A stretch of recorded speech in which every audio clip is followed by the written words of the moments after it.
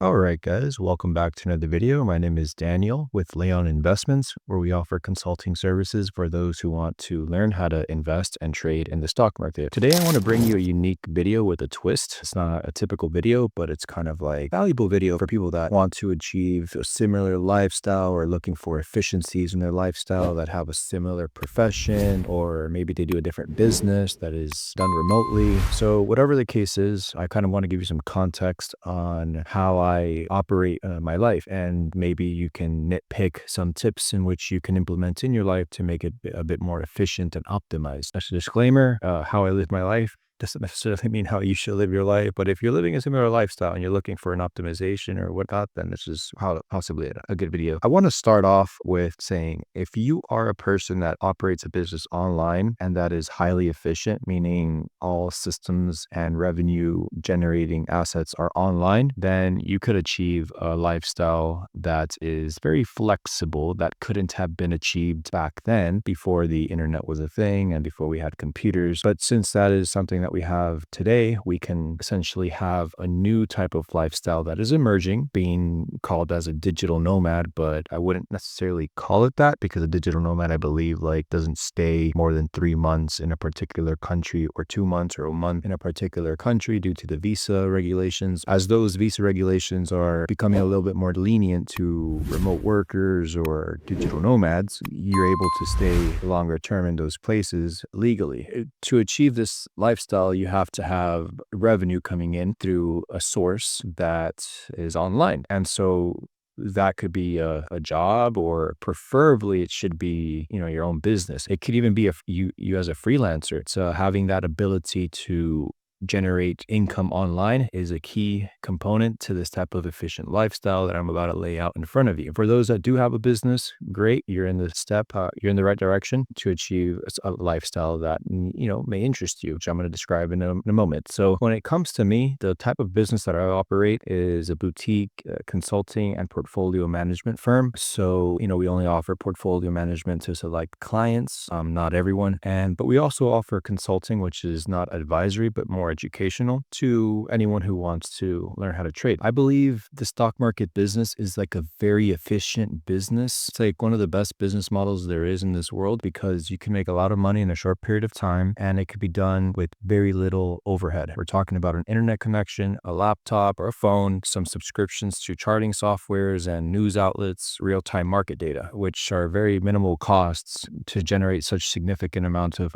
profits in the stock market, right? That's the business that I operate, and that's the one that complements my lifestyle. So as I was saying, that's just the business that I operate, and I think it's a perfect business for anyone that wants to, achieve scalability with minimal costs. You don't need an office. You can have an office space. I mean, technically you should have an office if you have a business. So having an office space is definitely something that is needed. So there's virtual offices that you can rent for 500, 600, 700 bucks a month, depending on the location, of course. But I'm talking about in Florida, because that's where my business is headquartered at. And so having that is essential. So you're going to need a virtual office, business structure, business bank account, and then your service or your product that you're offering. The business address is for banking purposes, and also to receive business mail, business packages. And there are also services out there that's mailing services, where they'll open the mail, shred it for you, send you the documents, and you can essentially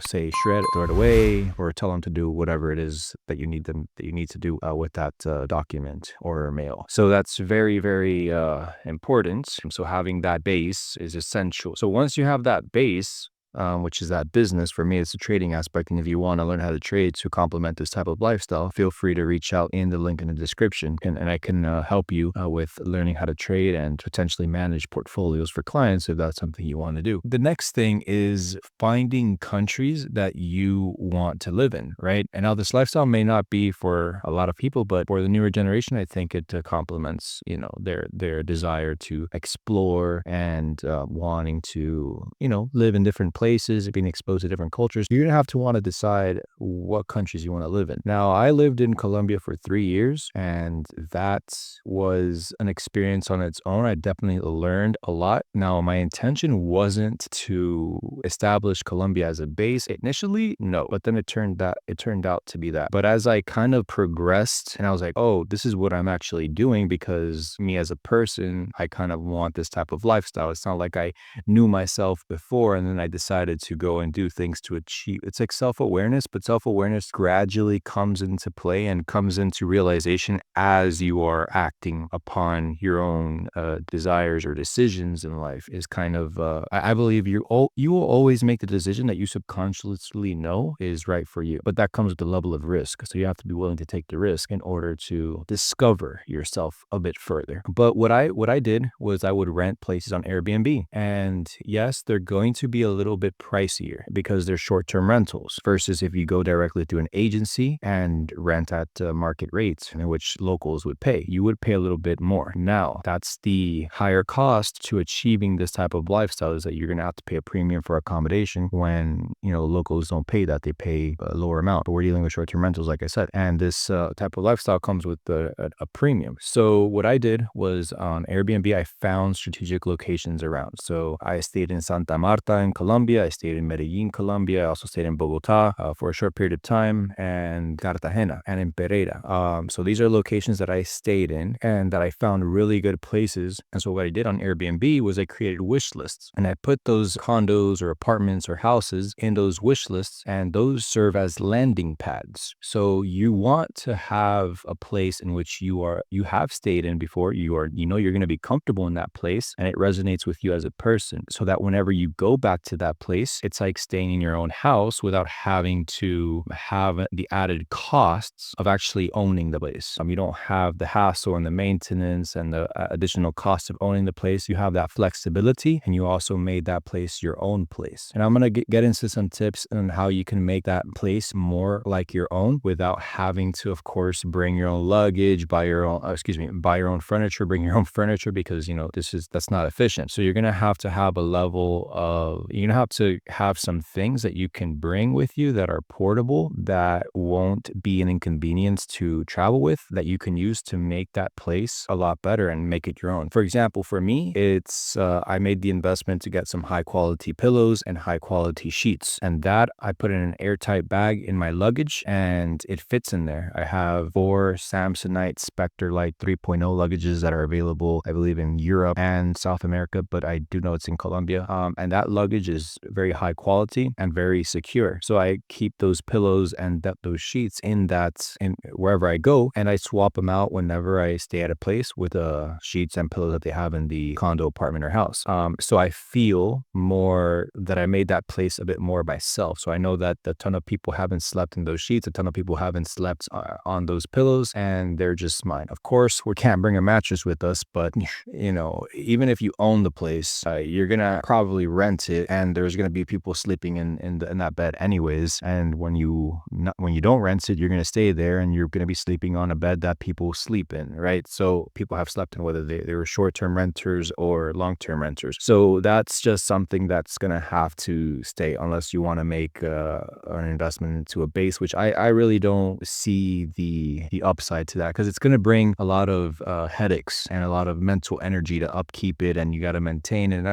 That's not something that I view as efficient. What I view as efficient is selecting places that you are comfortable with, that is right for you, and that you will enjoy that stay whenever you do return. So what you do is on Airbnb, you stay at these places, of course, and you gradually build that wish list in different cities and different countries. And that for me, if I go back to Colombia, which would I stay in? Because I already explored Colombia, to have that versatility in choosing, okay, I'm going to stay in Santa Marta for 2 months or 3 months, and I'm going to go to Medellin or go for maybe 3 days, 4 days, because you could also do short-term rentals as well. You can stay a week, holiday getaway, as if it were your own place. You know what I mean? So this is something that is unique, because with hotels, they just look like rooms, right? They just look like hotel rooms. But with the Airbnb aspect, you have that homey feel to it, which adds and complements complements to having that, not having to sacrifice that home feel while still benefiting off of the flexibility, the versatility of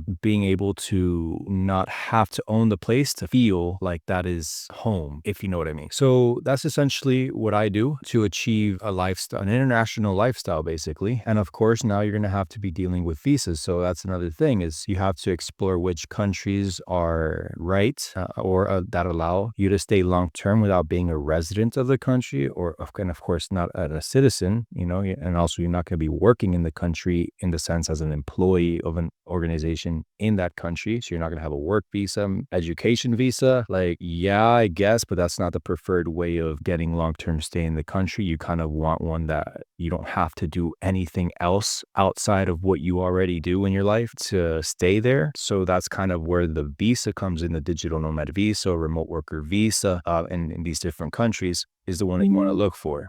I believe in Thailand, they released the the DTV, this Destination Thailand visa, June or July of 2024. So it's pretty much new.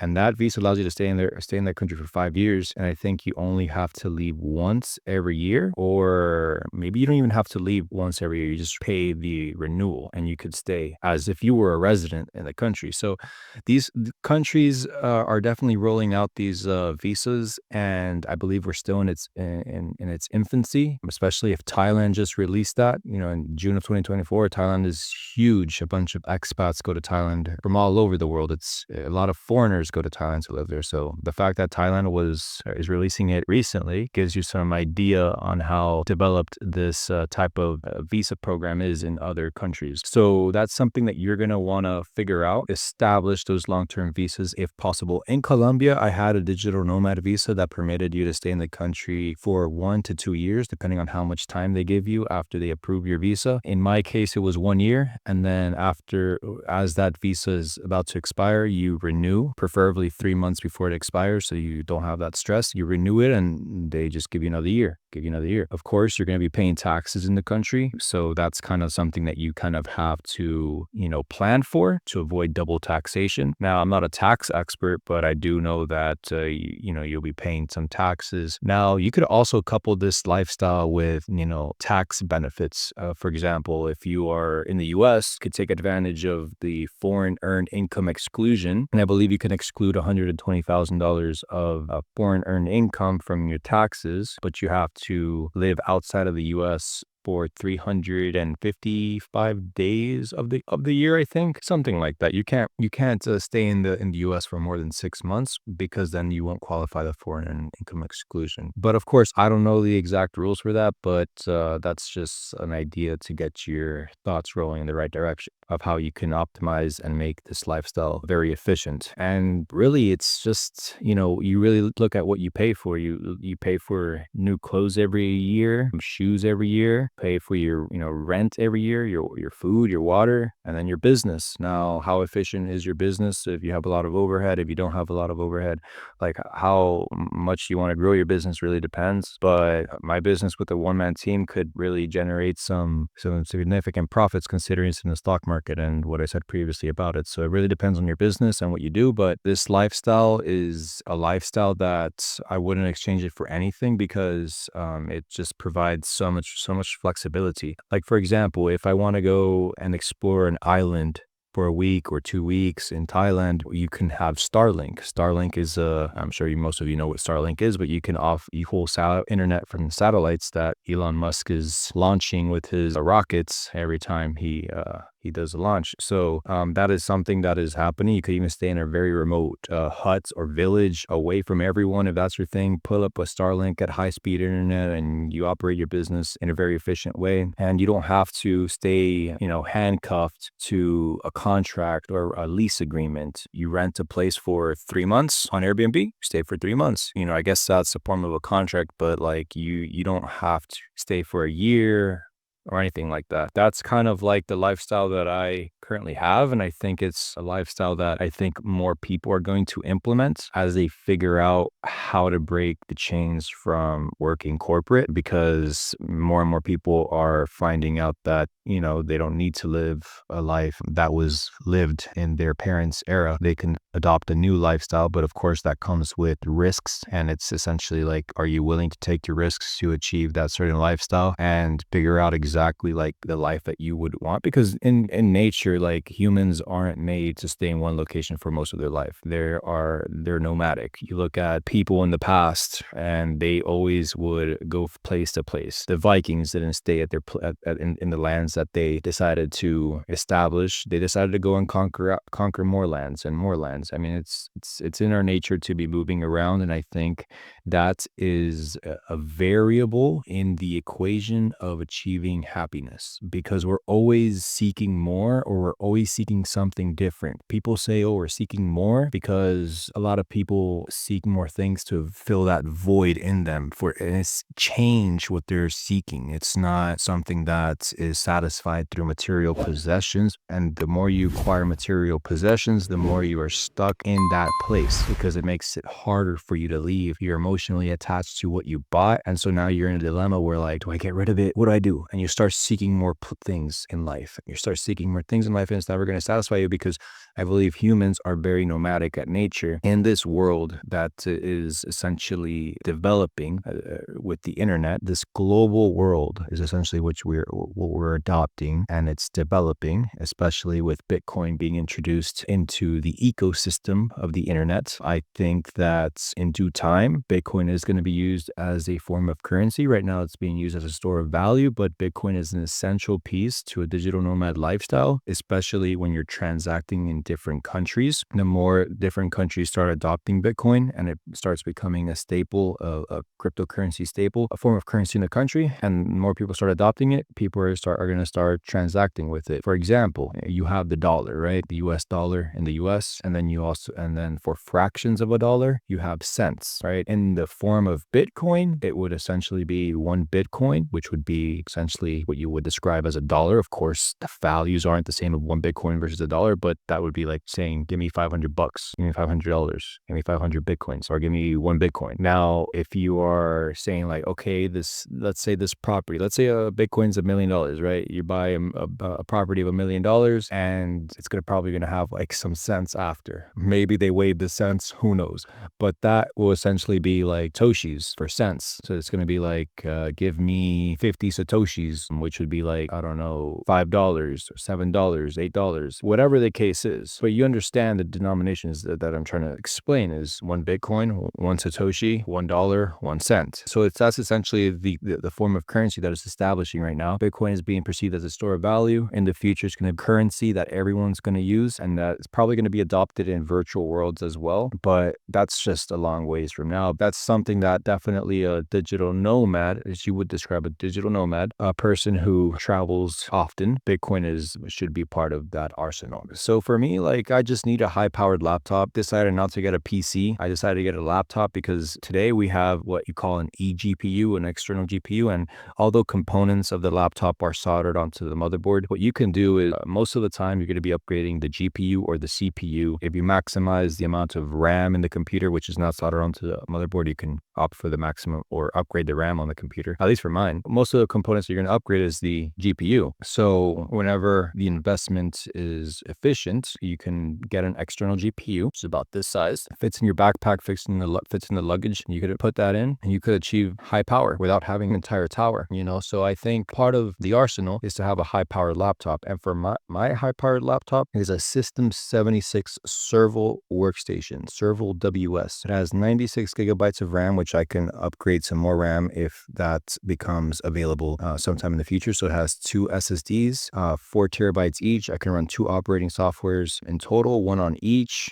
Has a 4070 GPU and Intel i9 CPU, which the Intel CPU I can't upgrade because it's soldered onto the motherboard, but that CPU will last. I mean, this setup probably lasts 10 years, 15 years if I want to, because I think that CPU will last. I could just put an external GPU and it should work. But having that high-powered laptop, making that investment, you probably spend maybe $3,000-$4,000 on a high-powered laptop. This is a 4K 144 hertz refresh rate.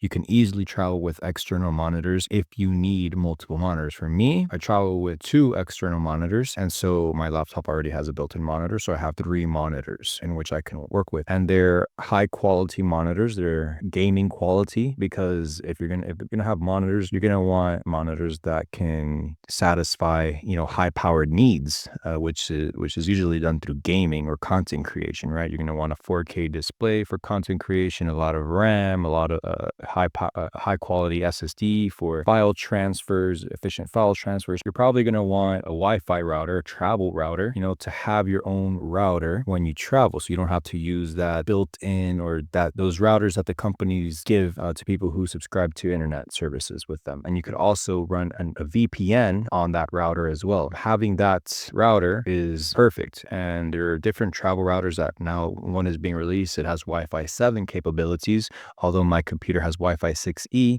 Having that Wi-Fi 7 router would be ideal, and it's very compact. We're not talking about a huge router, right? We're talking about something that's compact. You can literally swap it out with the router that is included in the place. Have your own router, have your own high-speed internet, ask them to upgrade the internet to the best internet possible, and you pay the difference. Like, there is no way you would lack anything if you have less things. I guess how contradicting that sounds. You're not going to lack anything by having less things in life. I would suggest prioritizing premium products over quantity, having your essentials met, right? And just having a portable lifestyle. Now, of course, you're going to have to assess the trade-offs. Oh, well, what if I buy a property and it appreciates in value? I later own it, because I have the renters pay. No.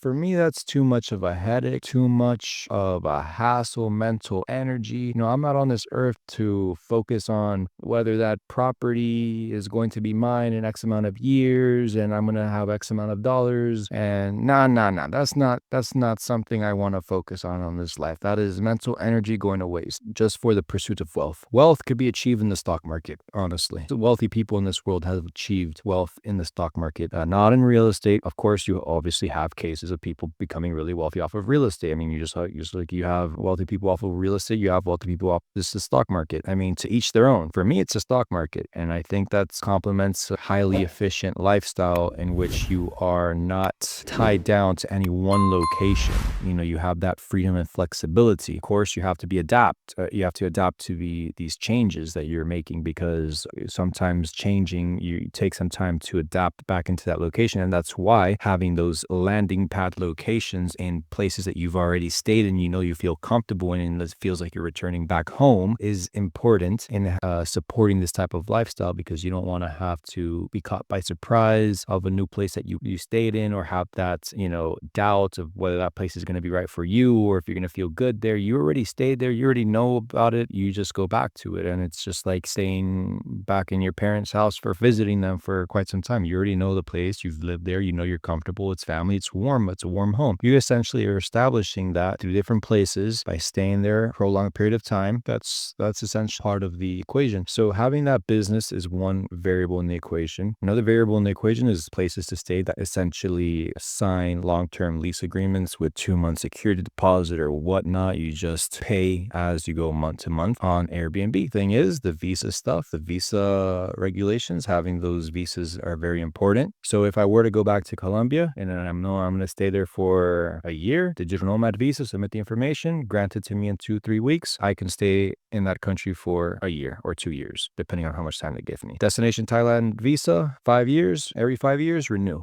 That's why I believe Thailand is a better base than Colombia, because you have that 5-year stay without having to be resident or citizen or be here working in an organization to have, or an education, or seek an education in the country to have visas. Now, you give me the DTV visa, 5 years, as if I'm living in this country as a resident or a citizen, perfect. I reap all the rewards. And so this is just in the lifestyle that is emerging. And I suggest that if you want to achieve this type of lifestyle, to start putting in the efforts today to be able to have the reward later on. Pain comes before the reward. And it's just similar into the stock market. You're probably going to be down in a position before the profits roll in. It's just typical. It's how you manage risk, right? And the rewards are achieved later on in life. They're not, or later on in the trade. Life, I think Charlie Munger or Warren Buffett said it best, that life is a series of trade-offs and opportunity costs as it relates to the stock market. It's just life. And if you are successful in the stock market, you're probably successful in life as well. I think I shared quite a bit of information with you guys. I think I should have expanded my camera. I don't know why I was filming my screen. Bear with me. This is the first video. But anyways, thank you for watching. And if you have any questions, feel free to comment down below. And if you want to join my Discord community and learn how to trade, then feel free to check out the link in the description. It's on Discord, of course. Join there. It's free and you learn how to trade. I don't really charge for anything unless you want paid consulting services. Portfolio management, that's just only offered to select clients. So that's not an advertisement for that service by me mentioning it at all. But anyways, have a good rest of your day and I hope you have a nice life. See you guys on the next one.